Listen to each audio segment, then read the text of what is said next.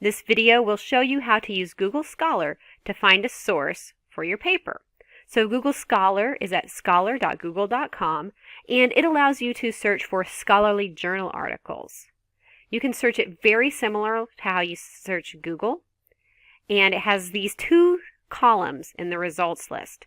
So this column here has the title, the author, the source it was published in, and that sort of information. And then this column over here has HTML and PDF links. So when you're looking for your sources with Google Scholar, my recommendation is to use this column over here, which has links to full text articles. So for example, if I open this up, it goes straight to this article from Science Direct. When you're reading the article, you want to make sure that you are using your own knowledge of what a scholarly journal article is, if that's the kind of source that you need for your paper, because Google Scholar uses a pretty broad definition of scholarly journal article, and sometimes you will find sources in here that your teacher might not consider a scholarly journal article for your paper.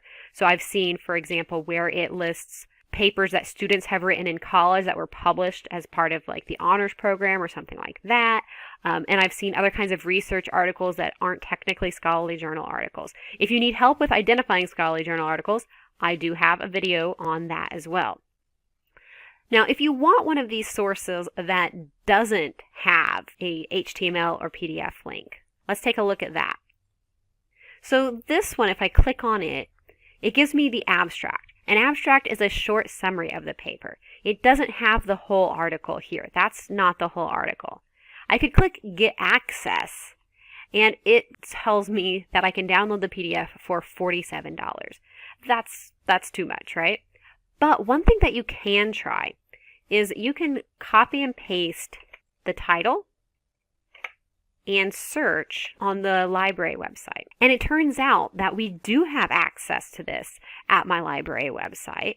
I can click it and I can read it here, and I don't have to pay that $47 because it's already part of what's being paid for with the students' tuition dollars.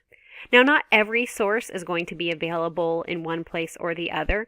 If you see a source that you really want and you have some time, you can ask the librarians if they can find that source for you, and sometimes they can do like an interlibrary loan or something like that.